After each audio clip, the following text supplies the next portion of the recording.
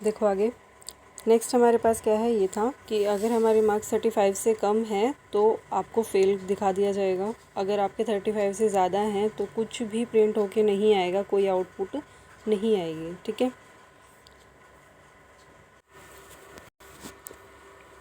Next हमारा ये programme है। इस प्रोग्राम में क्या है कि आपके पास 2 नंबर हैं और उन 2 नंबर में से आपको क्या छांटना है कि कोई एक लार्जेस्ट नंबर छांटना है कि दोनों में लार्जेस्ट कौन सा है, बड़ा कौन सा है। ठीक है, तो हम क्या करेंगे, हम 2 नंबर लेंगे। हम सपोज़ कर लेंगे कि ए हमारा क्या है, बड़ा है। ठीक है, और इसको हम सबसे पहले किसी बिग वेरिएबल के अंदर स्टोर करवा लेंगे। ये सपोज़ कर लेंगे कि ए हमारा बड़ा है। ठीक है, और फिर उसके बाद स्टोर करवाने के बाद हम बी को इसके साथ कंपेयर करेंगे। ठीक है, चेक करेंगे। अगर हमारा बी बड़ा हुआ तो फिर बी बिग के अंदर चेंज होके बी आ जाएगा, अदरवाइज़ ए ही रहेगा। ठीक है, तो हमने कहा क्या लॉजिक यूज़ किया, हमने 2 वेरिएबल लिए ए और बी। हमने सपोज़ कर लिया, हमने लेट कर लिया कि जो ए है वो हमारा बड़ा है, यानी कि बिग है। ठीक है, ए अगर बिग है, फिर उसके बाद हमने क्या किया, इसको बी के साथ कंपेयर किया। ठीक है, कंपेयर करने के बाद अगर हमारा बी बड़ा आता है तो बिग के अंदर बी स्टोर हो जाएगा, अदरवाइज़ ए ही रहेगा। ठीक है, समझ में आ गया। तो ये है कि हमने पहले इनपुट करवाया 2 नंबर्स को, फिर उसकी बिग के अंदर ए की वैल्यू को असाइन करवा दिया, फिर बी के साथ उसको चेक किया। अगर बी बड़ा आता है, if this condition is happened, तो बिग के अंदर बी आ जाएगा, अदरवाइज़ वो ए ही रहेगा और बिग में जो भी वैल्यू है उसको वो प्रिंट करवा देगा। ठीक है, इसको बोलते हैं एल्गोरिथम। कि एल्गोरिथम क्या होता है, स्टेप्स होते हैं हमारे कि किसी प्रॉब्लम को हम कैसे सोल्व करेंगे, वो एल्गोरिथम कहलाता है। ठीक है, इस तरीके से सिंबल्स में लिखना फ्लो चार्ट कहलाता है। तो हमने इसका फ्लो चार्ट बनाया, पहले स्टार्ट किया और एंड। जब भी स्टार्ट और एंड करते हैं तो ओल शेप से करते हैं हम, और जब हमें इनपुट करवानी होती है या कुछ आउटपुट करवाना होता है तो हम पैरेललोग्राम की फॉर्म से उसको इनपुट और आउटपुट करवाते हैं। ठीक है, तो हमने यहाँ पे इनपुट और आउटपुट पैरेललोग्राम की शेप का यूज़ किया। उसके बाद जब हमें उसको प्रोसेस करवाना होता है तो हम क्या करते हैं, रेक्टेंगल शेप का यूज़ करते हैं। ठीक है, प्रोसेसिंग में हमने क्या डाला, बिग इज इक्वल टू ए।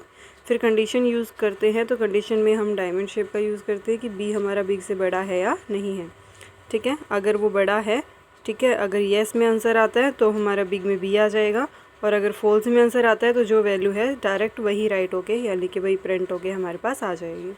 तो ये था उस प्रॉब्लम का फ्लो चार्ट। ठीक है, तो पहले एल्गोरिथम था, फिर फ्लो चार्ट था, अब क्या है उसका प्रोग्राम। प्रोग्राम लिखते टाइम ये 2 लाइन तो हमारी हमेशा सेम रहती है, hash include studio dot H और मेन। हैश का मतलब क्या होता है, हैश आपका ऑपरेटर होगा।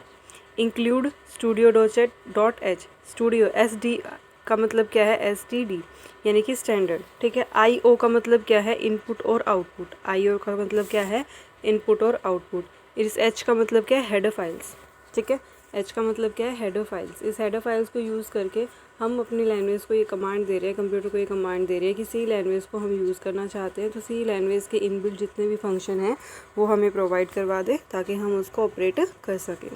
ठीक है, तो सबसे पहले हमने क्या किया, हमने ए और बी को इनिशियलाइज़ करवाया। ठीक है, ए कोमा बी और बिग के अंदर डाला, और फ्लोट डाटा टाइप का हमने यूज़ किया। फ्लोट का मतलब क्या होता है, वो रियल नंबर्स को ले सकता है। ठीक है, फिर हमने प्रिंट एफ में हमने टाइप करवाया कि एंटर द 2 नंबर्स। ठीक है, हमारे 2 नंबर्स को एंटर करो। इसमें जो ये सिंबल होता है, सिंबल एन, ये वाला, ठीक है, इसका मतलब क्या होता है कि नेक्स्ट एंटर द 2 नंबर के बाद जो भी 2 नंबर डालेंगे ना वो नेक्स्ट लाइन में आ जाएंगे। ठीक है, और फिर उसके बाद क्या है, स्कैनएफ। स्कैनएफ किसके लिए होता है, स्कैनएफ होता है इनपुट के लिए। स्कैनएफ किसके लिए होता है, इनपुट के लिए। ठीक है, कि हमने जो ये 2 नंबर इनिशियलाइज़ करवाए हैं, इनकी वैल्यू को हम इनपुट करवाना चाहते हैं, तो सबसे पहले हमने क्या किया, स्कैनएफ किया। ठीक है, 2 यानी कि फ्लोट के थे तो इसलिए 2 बार हमने परसेंटेज एफ लिखा। फिर एम प्रेजेंट, ये जो सिंबल होता है इसको एम प्रेजेंट बोलते हैं, am present A, ampersand B. ठीक है, हैश जो आपका ये एंड ऑपरेटर है, इस एंड ऑपरेटर का आपका मतलब क्या होता है कि आपने मेमोरी लोकेशन प्रोवाइड करवानी है, किसके लिए, ए की वैल्यू को स्टोर करवाने के लिए। ठीक है, तो ये होता है कमांड देने के लिए कि ए के लिए एक मेमोरी लोकेशन को मतलब रिज़र्व किया जाए। ठीक है, उसके बाद हमने बिग के अंदर ए को डाल दिया, फिर हमने कंडीशन लगा दी और फिर बिग के अंदर बी आ जाएगा। अगर ये कंडीशन पूरी हो जाती है तो, अगर नहीं होती तो नहीं आएगा। फिर हमारा क्या हो जाएगा, प्रिंट एफ में हम करवा लेंगे जो भी बिग के अंदर है उसको प्रिंट करवा के हमें दे दो। ठीक है, तो ये था हमारा एक प्रोग्राम। नेक्स्ट प्रोग्राम हमारा किसके लिए है, बेसिक पे के लिए, ठीक है। तो हम इसके अंदर कंडीशन लगाएंगे कि अगर हमारी जो पे है वो 2000 या 2000 से कम है तो हमें जो HRA मिले, ठीक है, वो हमें कितना मिले, 200 रुपये। अगर 2000 से 4000 के बीच में है तो 350 रुपीज़ मिले, और अगर 4000 से ज़्यादा है तो हमें 500 जो है HRA मिलना चाहिए। ये इसने कंडीशन दे दी। इस कंडीशन को यूज़ करके हमें क्या बनाना है, अपना प्रोग्राम बनाना है। तो सबसे पहले हमने एक अपना एल्गोरिथम लिखा कि सबसे पहले हमने बताया कि हमारी बेसिक पे कितनी है। बेसिक पे को हम BP से लिखेंगे, ठीक है, यहाँ पे BP का मतलब बेसिक पे। उसके बाद हम क्या करेंगे, कंडीशंस लगाएंगे कि इफ़ BP हमारा क्या है 2000 से लेस है तो HRA हमारा कितना आ जाए, 200। अगर वो इनके बीच में है तो हमारा HRA कितना आ जाए, 350। और अगर वो 4000 से ज़्यादा है तो हमारा HRA कितना आ जाए, 500, ठीक है। फिर जो भी HRA होगा उसको आउटपुट में ले लेंगे और फिर उस एल्गोरिथम को हम स्टॉप कर देंगे। समझ में आ गया। नेक्स्ट क्या है कि हम क्या करेंगे, इसका फ़्लो चार्ट बनाएंगे। फ़्लो चार्ट हम कैसे बनाते हैं, स्टार्ट करते हैं और स्टॉप करते हैं, ठीक है। फिर हम क्या करते हैं, यहाँ पे रीड करवाने के लिए यानी कि इनपुट करवाने के लिए पैरेललोग्राम का यूज़ करेंगे, तो BP को इनपुट करवा लेंगे। फिर कंडीशन के लिए चेक करेंगे, अगर कंडीशन येस है तो HRA 200 आ जाए। अगर कंडीशन फॉल्स है सपोज़ अगर कंडीशन आपकी फॉल्स है, नो है, तो इसका मतलब हम सिर्फ सेकंड कंडीशन को चेक करेंगे अकॉर्डिंग टू द क्वेश्चन कि सेकंड कंडीशन हमारी होती है या नहीं होती।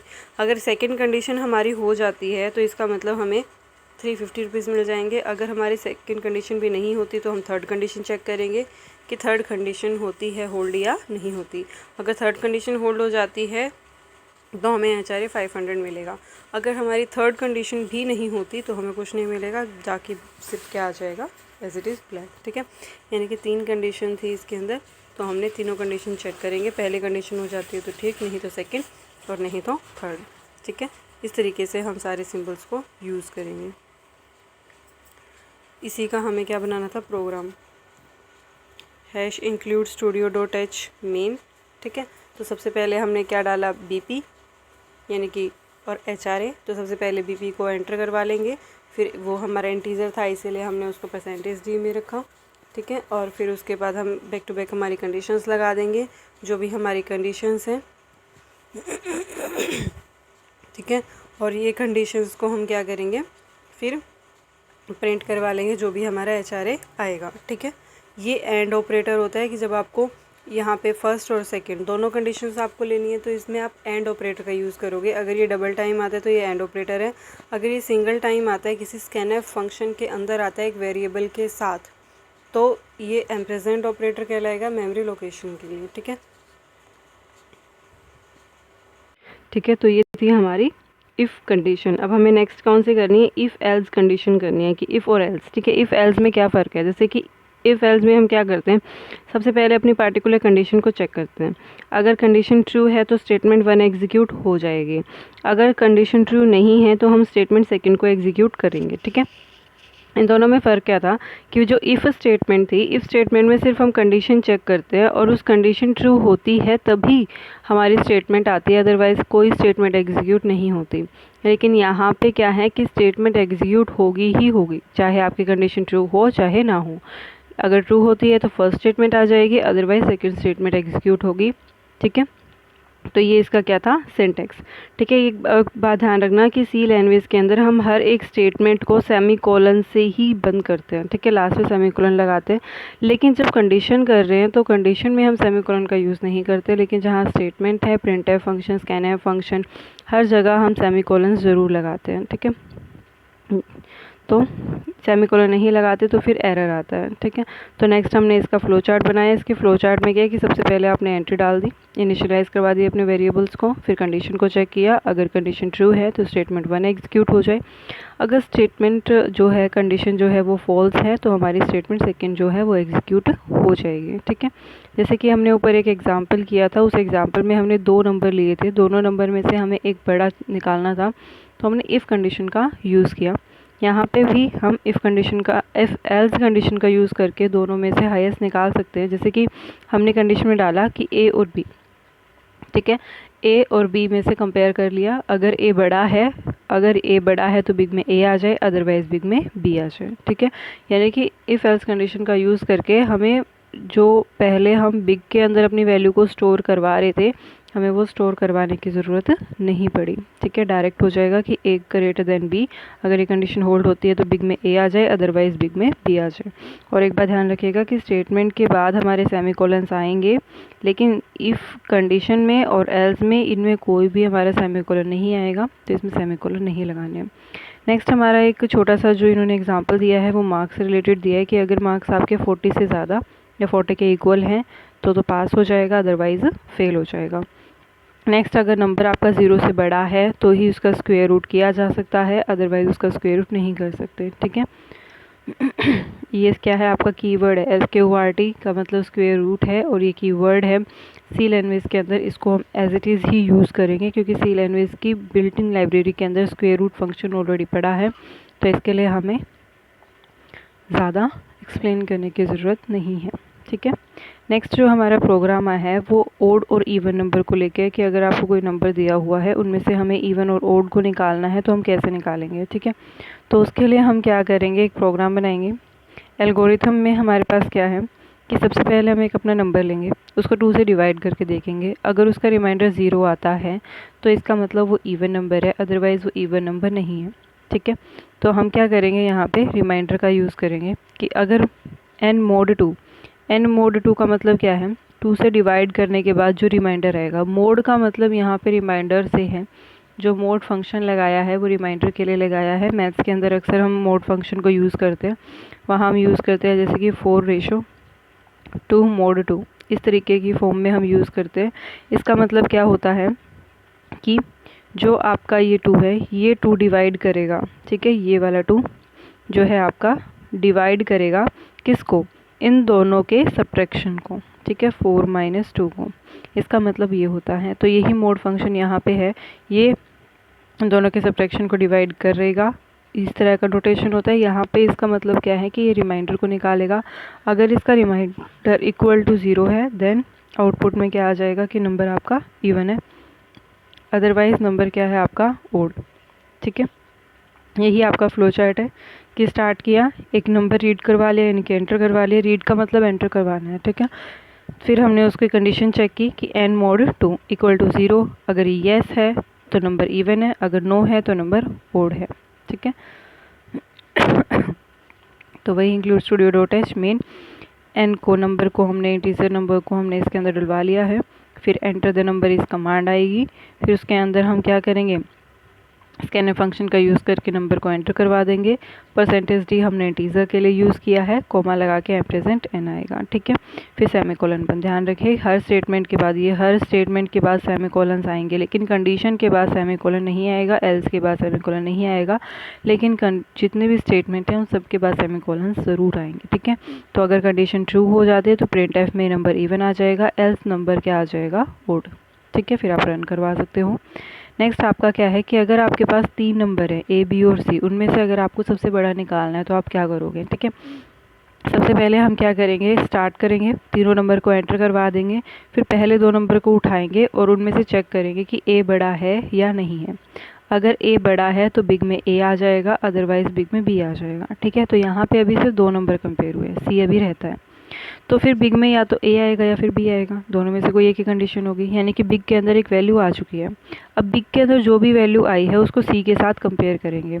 अगर C बड़ा हो जाता है तो इसका मतलब सबसे बड़ा नंबर C होगा, तो C प्रिंट होके आ जाएगा। लेकिन अगर C बड़ा नहीं होता है, यानी कि अगर हमारी ये कंडीशन जो है, हमारी ये कंडीशन अगर ट्रू नहीं होती है तो इसका मतलब क्या है, बिग में जो पहले से नंबर था वही आ जाएगा, यानी कि A B जो भी है। ठीक है, तो सबसे पहले हमने क्या किया, पहले 2 नंबर को उठाया।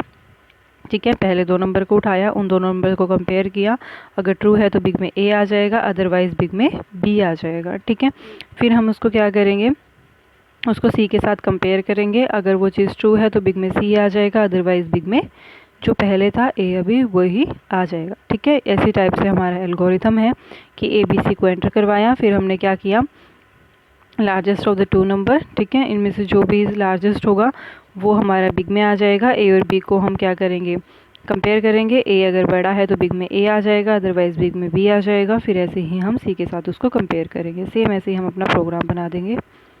ठीक है, include studio dot H main float, ठीक है, जितने भी हमारे तीनों नंबर थे और एक बिग वेरिएबल को हमने करवाया फ्लोट के अंदर। एंटर द 3 वेरिएबल्स, जितने भी तीनों वेरिएबल हैं उन तीनों की वैल्यू को हम क्या करवा लेंगे, एंटर करवा लेंगे। स्कैनएफ में क्या आ जाएगा, 3 वेरिएबल है ABC, उनको स्कैनएफ में डाल लेंगे। परसेंटेज है, ध्यान रहे स्कैनएफ में ब्रैकेट आती है, फिर इन्वर्टेड कोमा आते हैं, फिर जो भी हमारे हैं परसेंटेज एफ, ठीक है। और एक चीज़ ध्यान रखना, इन परसेंटेज एफ के बीच में कभी भी कोमा नहीं आएगा, कोई बच्चा इसको ये कोमे ऐसे नहीं आएंगे, ठीक है। सिंपल आएगा परसेंटेज एफ और उसके बाद कोमा आएगा, ठीक है, लास्ट में यहाँ पे,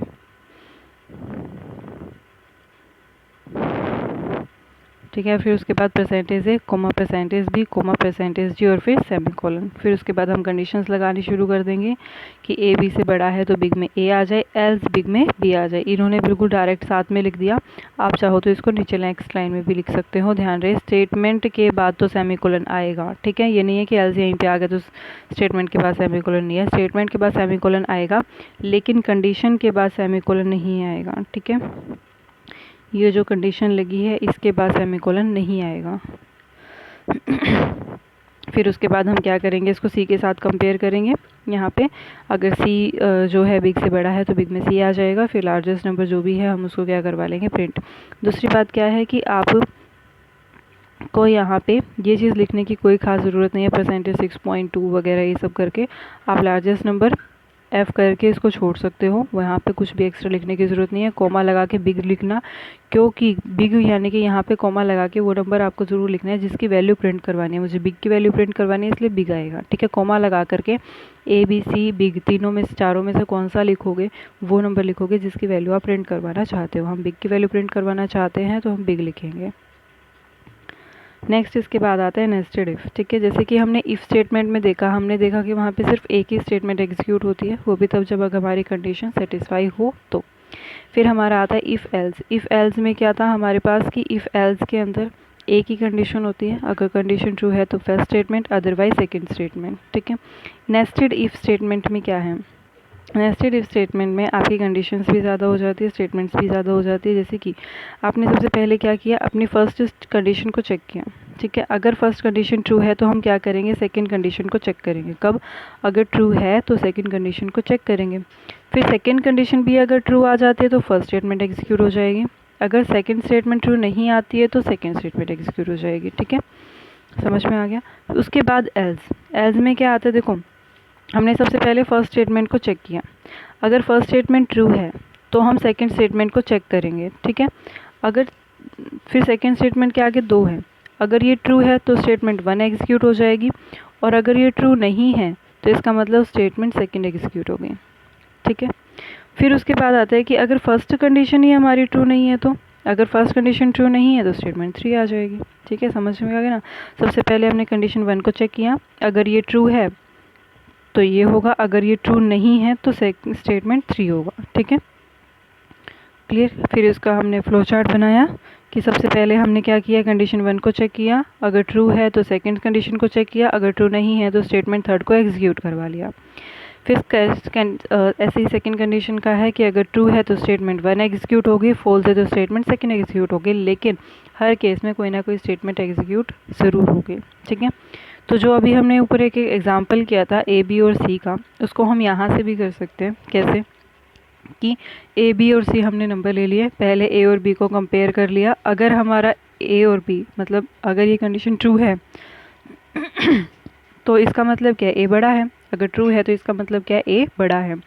फिर ए को हम सी के साथ कंपेयर करेंगे, अगर ए सी से भी बड़ा है तो इसका मतलब बिग के अंदर ए आ जाएगा, लेकिन अगर ए छोटा है तो इसका मतलब बिग के अंदर सी आ जाएगा, ठीक है।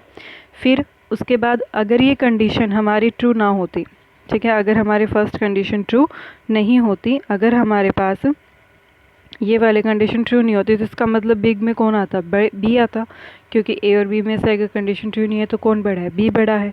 फिर बी को सी के साथ कंपेयर करते, अगर बी बड़ा आ जाता, अगर ये बी बड़ा आ जाता तो बिग में बी आ जाता, अदरवाइज सी आ जाएगा, ठीक है। तो इस तरीके से हम इस कंडीशन को भी यूज़ करके ये प्रोग्राम कर सकते हैं। सेम इसका ऐसे जो है आपका फ्लो चार्ट है कि include studio dot H main float के अंदर ए बी सी और बिग हमने डाल दिया, हमने तीनों नंबर एंटर करवाए, ठीक है। स्कैन एफ के through percentage F inverted comma बंद, कोमा लगा के ampersand A, ampersand B, ampersand C. ठीक है, बारीकियों वाली चीज़ें ध्यान में रखिएगा कि जो आपके परसेंटेज एफ है, पहले इन्वर्टेड कोमा आएगा, फिर परसेंटेज एफ लगातार आएगा, बीच में कोई कोमा नहीं है, कोई गैप नहीं है, इन्वर्टेड कोमा बंद। ठीक है, फिर कोमा लगा करके जो जो वेरिएबल थे ए कोमा बी कोमा सी, और इन सब वेरिएबल्स के आगे आप एक सिंबल लगाओगे एंड का, यानी कि am present A, ampersand B और एम प्रेजेंट सी। ठीक है, इनके बीच में कोमास आएंगे, ए बी सी के बीच में यहाँ पे कोमास आएंगे, लेकिन एफ के बीच में कोई कोमा नहीं आएगा। फिर हमने कंडीशन डाल दी कि if A is greater than B. ठीक है, कंडीशन के बाद कोई सेमीकोलन नहीं है। फिर उसके बाद हमने सेकंड कंडीशन डाली कि अगर ए बड़ा है बी से तो ए को सी के साथ भी कंपेयर करो, अगर वो भी बड़ा आ जाता है तो बिग में ए आ जाएगा, क्योंकि ये स्टेटमेंट थी तो इसके बाद सेमीकोलन आ गया, एल्स में बिग सी आ जाएगा। फिर एल्स यानी कि अगर ये वाली कंडीशन ट्रू नहीं है तो आप कौन सी कंडीशन को देखोगे, एल्स वाली कंडीशन को देखोगे। एल्स वाली कंडीशन में क्या आएगा, बी, तो बी को कंपेयर करेंगे, तो फिर लास्ट में आके हम लार्जेस्ट नंबर को प्रिंट करवा लेंगे। ठीक है, नेक्स्ट आता है हमारा वही बेसिक पे वाला है, उसको भी हम यहाँ पे इस फॉर्मूले से, इस स्टेटमेंट से करवा सकते हैं कि पहले हमने स्टार्ट करवाया, फिर हमने रीड करवा ली जो भी हमारी वैल्यू है बीपी की, यानी कि बेसिक पे की। अगर पहली कंडीशन चेक करी, अगर ये कंडीशन ट्रू है तो हमें एचआरए जो मिलेगा वो 200 मिलेगा, अगर नहीं है तो सेकंड कंडीशन चेक कर लेंगे, सेकंड कंडीशन ट्रू हो जाती है तो एचआरए 350, अदरवाइज़ 500। ठीक है, बस थोड़ा सा लिखने का तरीका बदल जाएगा, अदरवाइज़ बाकी सारी स्टेटमेंट आपकी वही सेम रहेगी। ठीक है, नेक्स्ट आपके पास क्या है, इसका प्रोग्राम में क्या है, वही include studio dot H, main, basic पे और एचआरए। सबसे पहले हमने बेसिक पे एंटर करवा दी, फिर हमने बेसिक पे को चेक किया, मतलब स्कैन एफ करवाया, स्कैन एफ करवाने के बाद हमने इसको चेक किया।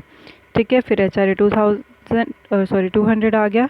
एल्स अगर ये कंडीशन नहीं है तो हम सेकंड कंडीशन को चेक करेंगे, फिर सेकंड कंडीशन की स्टेटमेंट एग्जीक्यूट होगी, अगर सेकंड भी नहीं है तो हम क्या करेंगे, फिर फाइनली एचआरए को 500 हम दिखा देंगे कि अगर पहली यानी कि पहली और दूसरी कंडीशन दोनों ही सेटिस्फाई नहीं हो रही हैं तो आप क्या करो, उसको 500 प्रिंट करवा दो, फिर हम उसको एचआरए को प्रिंट करवा देंगे। ठीक है, नेक्स्ट एज इफ लेड। देखो हमने सब नेस्टेड में क्या देखा, सिर्फ दो ही कंडीशन थी, पहली और दूसरी, लेकिन यहाँ पे क्या कंडीशन पे कंडीशन बहुत सारी है। अगर पहली कंडीशन ट्रू है तो पहली स्टेटमेंट, अगर मान लो पहली नहीं है तो हम सेकंड को चेक करेंगे, सेकंड हो जाती है तो सेकंड की स्टेटमेंट आ जाएगी, अदरवाइज हम थर्ड को चेक करेंगे, और ऐसे करते करते हम फाइनाइट नंबर ऑफ कंडीशंस को चेक करेंगे। ये नहीं है कि ये लोग इनफाइनाइटली मैनी टाइम तक चलता रहेगा, नहीं, यहाँ पे कुछ ना कुछ फाइनाइट ही स्टेटमेंट होंगी जो एग्जीक्यूट करवाने के लिए होंगी। ठीक है,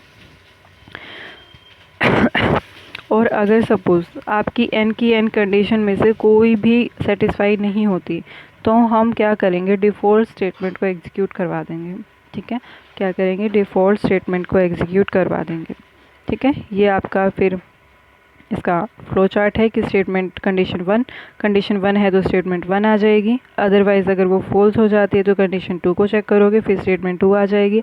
ऐसे कर करके कंडीशन n को चेक करेंगे, अगर ट्रू होती है तो स्टेटमेंट n आ जाएगी, अदरवाइज़ आपकी डिफ़ॉल्ट स्टेटमेंट एग्जीक्यूट हो जाएगी। ठीक है, ये आपका प्रोग्राम किसका है, ये आपका असेसमेंट का है, ग्रेड देने का है कि अगर आपके मार्क्स 80 से 100 है तो ए ग्रेड आ जाए, 60 से 79 है तो आपके बी ग्रेड आ जाए, एंड सो ऑन। ठीक है, तो इसका आपको बनाना है। तो आप सबसे पहले स्टार्ट करोगे, रीड करवाओगे अपने मार्क्स को, अगर आपके मार्क्स 79 से ज़्यादा है तो ग्रेड ए आ जाएगी, नहीं है तो सेकंड कंडीशन, फिर ग्रेड बी आ जाएगी, वो भी नहीं है तो थर्ड कंडीशन चेक करोगे, तो ग्रेड सी, फिर ग्रेड डी, और अगर ये सारी कंडीशन आपकी फेल हो जाती है तो आप ऑटोमेटिक उसको डिफ़ॉल्ट कंडीशन यानी कि ग्रेड ई दे दोगे। ठीक है, डिफ़ॉल्ट स्टेटमेंट सेम इसका आपका प्रोग्राम बन जाएगा। क्लियर है। स्विच स्टेटमेंट में क्या होता है, स्विच स्टेटमेंट में आपका एक एक्सप्रेशन होता है, उस एक्सप्रेशन की वैल्यू आप फाइंड आउट करते हो, फिर आप देखते हो कि वो वैल्यू आपकी कौन से केस के साथ जा रही है। अगर वो वैल्यू केस 1 के साथ जा रही है तो स्टेटमेंट 1 एग्जीक्यूट होगी, 2 के साथ जा रही है तो स्टेटमेंट 2 एग्जीक्यूट होगी, अदरवाइज डिफ़ॉल्ट स्टेटमेंट आ जाएगी। ठीक है, तो अगर हमारे एक्सप्रेशन की वैल्यू जो भी निकली है तो एक्सप्रेशन की वैल्यू को हम क्या करेंगे, केस 1 के साथ मैच करवाएंगे, अगर हो जाती है तो स्टेटमेंट 1, ब्रेक। ब्रेक का मतलब क्या होगा यहाँ पे कि आपकी जो वैल्यू थी वो केस 1 के साथ मैच हो चुकी है, आपको केस 2, केस 3 या केस n तक जाने की, डिफ़ॉल्ट स्टेटमेंट तक जाने की कोई ज़रूरत नहीं है। तो आपको जब वैल्यू मैच हो चुकी है तो आपको वहीं से लूप से, यानी कि वहीं से आपको अपने प्रोग्राम से एग्ज़िट करना है। तो एग्ज़िट करने के लिए ब्रेक स्टेटमेंट का यूज़ करेंगे, ठीक है, कि हमारी वैल्यू हो चुकी है, अब हमें ब्रेक दे दो। और फिर क्या होगा कि जो कंपाइलर होगा वो आपकी आगे आने वाले स्टेटमेंट्स को, कंडीशंस को सेट अप चेक नहीं करेगा, वो डायरेक्ट आपको प्रोग्राम से बाहर निकाल देगा। सपोज़ अगर आपका जो वैल्यू है वो केस 1 के साथ नहीं होता है तो फिर ऑटोमेटिक जो आपका कंट्रोल है वो उस केस 2 पे जाएगा, उसकी स्टेटमेंट को एग्जीक्यूट करेगा, ठीक है। तो इस तरीके से ये चलता है। तो ब्रेक स्टेटमेंट का यूज़ बेसिकली हम किस लिए करते हैं, ताकि जो हमारा कंट्रोल है वो सीक्वेंशियली एग्जीक्यूट ना हो, जहाँ से भी हमें बाहर निकलना है वहाँ पे हम ब्रेक स्टेटमेंट का यूज़ करते हैं। ब्रेक स्टेटमेंट एग्जीक्यूट होते ही वो बाहर निकाल देते हैं कंट्रोल को प्रोग्राम से, ठीक है। तो इसका फ्लो चार्ट भी इसी तरीके से है कि एक्सप्रेशन है, एक्सप्रेशन के रिगार्डिंग कुछ वैल्यूज़ हैं। अब आपको देखना है कि अगर फर्स्ट वैल्यू आपकी कंप्लीट मैच होती है तो स्टेटमेंट 1 आएगा, सेकंड होती है तो स्टेटमेंट 2 आएगा। इसी तरीके से अगर कोई भी वैल्यू मैच नहीं होती तो डिफ़ॉल्ट स्टेटमेंट आ जाएगा, ठीक है। तो यहाँ पे उन्होंने वही कहा है कि अगर आपके पास ग्रेड है तो जो भी ग्रेड आपकी निकल के आई है, ठीक है, मार्क्स के अकॉर्डिंग जो भी आपकी ग्रेड आई है, तो वो देखा कि अगर ग्रेड ए है तो आपको पास विद फर्स्ट डिवीज़न किया जाएगा और ख़त्म। लेकिन मान लो आपकी ग्रेड ए नहीं थी, तो इसका मतलब इस केस के साथ आपकी वैल्यू मैच नहीं हुई। इस केस के साथ वैल्यू मैच नहीं होगी तो जो आपका कंट्रोल है वो आपका किस पे चला जाएगा, सेकंड केस बी पे। अगर बी हो जाती है तो बी की स्टेटमेंट एग्जीक्यूट होगी और ब्रेक से यहाँ पे ख़त्म हो जाएगा। लेकिन अगर आपकी बी के साथ भी वैल्यू मैच नहीं होती तो वो स्टेटमेंट के पास जाने की बजाय केस 3 के पास जाएगा, और अगर केस 3 के पास हो जाती है मैच तो उसके स्टेटमेंट के पास जाएगा, और अगर ये भी नहीं होगी तो स्टेटमेंट के पास जाने की बजाय ये डिफ़ॉल्ट स्टेटमेंट के पास जाएगा और वहाँ पे जो भी वहाँ पे है वो उसको एग्जीक्यूट करवा देगा, ठीक है। तो इस तरीके से ये आपका वर्क करता है।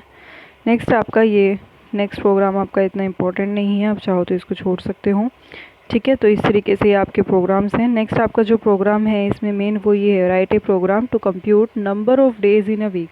हम जानते हैं कि अगर हमारे पास मान लो जनवरी है, मार्च है, मई है, तो कुछ ऐसे मंथ होते हैं जिसमें डेज़ 31 होते हैं, कुछ ऐसे मंथ होते हैं जिसमें डेज़ 30 होते हैं, और एक फरवरी होता है जिसमें कुछ कंडीशंस होती हैं, कभी 28 होंगे तो कभी 29 होंगे, लेकिन वो पार्टिकुलर कंडीशन होती है। तो उसके लिए हमें अलग अलग तरीके से प्रोग्राम बनाना है। तो हम सबसे पहले तो अपना मंथ और ईयर एंटर करवा लेंगे। मंथ यानी कि फर्स्ट है मंथ है, सेकंड मंथ है, थर्ड मंथ है। ईयर भी मेंशन करना ज़रूरी है क्योंकि ईयर के अकॉर्डिंग फरवरी के डेज हमें काउंट होंगे, तो ईयर को भी मेंशन करवाना यहाँ पे ज़रूरी है।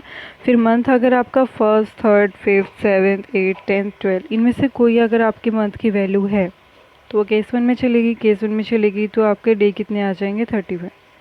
लेकिन अगर आपकी वैल्यू इसमें से किसी के साथ भी मैच नहीं होती तो वो स्टेटमेंट पे नहीं जाएगा, वो डायरेक्ट नेक्स्ट कंडीशन पे जाएगा। नेक्स्ट कंडीशन पे वो मैच करवा के देखेगा कि क्या जो आपकी दी हुई वैल्यू है वो सेकंड कंडीशन के साथ आ रही है। अगर आ रही है तो डे कितने हो जाएंगे, 30, और अगर नहीं आ रही तो वो फिर से नेक्स्ट कंडीशन पे जाएगा। फिर नेक्स्ट कंडीशन पे जाने के बाद वो ईयर को देखेगा कि क्या जो आपका वैल्यू है ईयर का वो 4 से पूरा डिवाइड हो रहा है या नहीं हो रहा।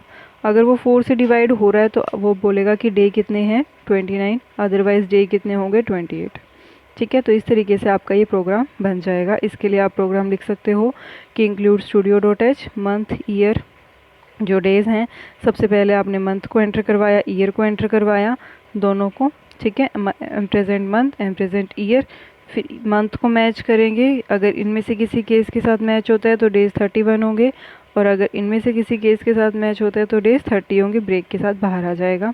फिर केस 2 आएगा, उसमें वो चेक करेंगे, परसेंटेज का सिंबल जो है ये रिमाइंडर का सिंबल होता है, ठीक है, ये यहाँ पे परसेंटेज का नहीं है, ये रिमाइंडर का सिंबल है, मोडुलो।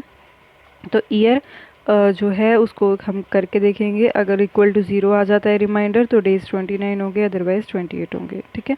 फिर प्रिंट हो जाएंगे नंबर ऑफ़ डेज़ जितने भी आपके आए हैं। क्लियर।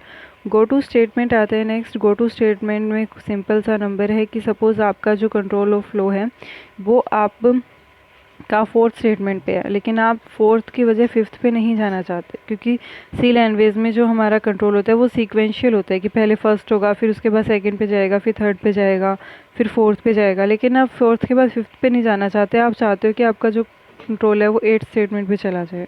तो इसके लिए आप किसका यूज़ करते हो, गो टू स्टेटमेंट का यूज़ करते हो, फिर वो एग्जीक्यूट करवाता है। ठीक है, तो ये जो स्टेटमेंट है ट्रांसफ़र कर देती है कंट्रोल को अनकंडीशनली। वो कोई कंडीशन नहीं पूछेगी आपसे कि क्यों एट्थ पे जाना है, वो जस्ट आपको भेज देगी। ठीक है, उस स्टेटमेंट पे जो आपने स्पेसिफाई किया है उस लेवल के बाद। Go to label. ठीक है, लेबल में कोई भी आपका एक वेरिएबल होना चाहिए। ओनली वन स्टेटमेंट में भी प्रीफिक्स्ड बाय दिस लेबल। ठीक है, सिर्फ एक ही स्टेटमेंट पे आप लगा सकते हो कि इस स्टेटमेंट के बाहर हमें देखना है। दूसरा, लेबल और स्टेटमेंट के बीच में हम कॉलन्स का यूज़ करेंगे और बाद में सेमी कॉलन भी लगाएंगे। क्लियर है, तो गो टू स्टेटमेंट का यूज़ ये है। नेक्स्ट आपके पास एक प्रोग्राम है कि आपको फाइंड आउट करना है स्क्वायर रूट, किसी भी नंबर का स्क्वायर रूट फाइंड आउट करना है। तो सबसे पहले हम क्या करेंगे, वो नंबर एंटर करवाएंगे, फिर हम चेक करेंगे कि ये नंबर लेस देन 0 है या पॉजिटिव है या कैसे है, क्योंकि नेगेटिव नंबर का स्क्वायर हम नहीं निकालेंगे, सॉरी नेगेटिव नंबर का स्क्वायर रूट हम नहीं निकालेंगे, हम पॉजिटिव नंबर का स्क्वायर रूट निकालेंगे। अगर ये नेगेटिव है तो हम इस वापस से फर्स्ट स्टेटमेंट में चले जाएंगे और दूसरा नंबर को ही उठाएंगे, क्योंकि नेगेटिव नंबर का स्क्वायर रूट हम नहीं निकालते। लेकिन अगर ऐसा नहीं है, एल्स यानी कि अगर वो पॉजिटिव है तो उसका स्क्वायर रूट हम निकाल देंगे, फिर जो भी आंसर आएगा उसको आउटपुट करवा लेंगे। ठीक है, स्क्वायर रूट के लिए आप डायरेक्ट कीवर्ड का यूज़ कर सकते हो, आपको मेंशन करने की ज़रूरत नहीं है क्योंकि वो ऑलरेडी उसकी लाइब्रेरी के अंदर पड़ा होता है। ठीक है, तो सबसे पहले हमने एंटर करवा लिया, फिर कंडीशन चेक की, अगर वो लेस देन 0 है तो वापस हम जाएंगे, कोई प्रोसेसिंग नहीं होगी। लेकिन अगर वो लेस देन 0 नहीं है तो स्क्वायर रूट लगा देंगे और अपने रिज़ल्ट को प्रिंट करवा लेंगे। ठीक है, तो सबसे पहले हमने यहाँ पे क्या किया, एंटर करवाया। ठीक है, जो भी हम चाहते हैं कि स्क्वायर रूट, क्योंकि हम जब भी स्क्वायर रूट करते तो अक्सर हमारा पॉइंटों में आंसर आता है, तो हम चाहते हैं कि जो हमारा रिज़ल्ट आए वो फ्लोट में आए। ठीक है, तो इसलिए हमने फ्लोट रिज़ल्ट कर लिया। ठीक है, तो सबसे पहले हमने एंटर करवाया, स्कैन करवाया, फिर एन को चेक किया, अगर वो आपका लेस देन 0 है तो गो टू स्टार्ट, यानी कि वो पहली लाइन पे चला जाए। ठीक है, अदरवाइज़ हमें क्या किया, एन का स्क्वायर रूट निकाला और उसको रिज़ल्ट नाम के वेरिएबल के अंदर पुट करवा दिया। फिर रिज़ल्ट के अंदर जो भी हमारी वैल्यू होगी उसको हम क्या करवा लेंगे, प्रिंट करवा लेंगे। ठीक है, तो इस तरीके से हमारा आउटपुट आ जाएगा। नेक्स्ट हमारे पास क्या है, 125 पर दर्जन। ठीक है, हमारे पास क्या है यहाँ पे एक ये कह रहे हैं कि वर्क कॉस्ट ऑफ रुपीज़ 125 पर दर्जन, एक दर्जन की कितनी कॉस्ट है, 125 है। It purchase is made for more than 10,000 at a discount of 10%। ठीक है, तो आपको एक प्रोग्राम बनाना है कि अगर आपकी क्वांटिटी 10,000 से ज़्यादा होगी तो आपको 10% डिस्काउंट जो है वो दिया जाएगा। 10% यानी कि 0.1% जो आपको डिस्काउंट है वो दिया जाएगा। ठीक है, तो सबसे पहले हमने अपनी जो क्वांटिटी लेनी है वो हमने एंटर करवा दी कि हमें इतने पेन लेने हैं। फिर हमने चेक किया कि वो क्वांटिटी 10 से ज़्यादा है या नहीं है, अगर है तो हमें डिस्काउंट मिल जाएगा। ठीक है, और उसके बाद डिस्काउंट लेने के बाद हम अपना कंप्यूट कर लेंगे अपनी वैल्यू को, और जो भी कंप्यूट होके आएगी फॉर्मूले से उसको हम आउटपुट जो भी आएगी उसको हम प्रिंट करवा लेंगे। ठीक है, देखो हम कैसे करवाएंगे, हमने मान लो 11 लिया। ठीक है, 11 डज़न हमने लिए हैं, तो 1 डज़न के हमारे कितने अमाउंट थी, 125। 1 डज़न के कितने थे, 125।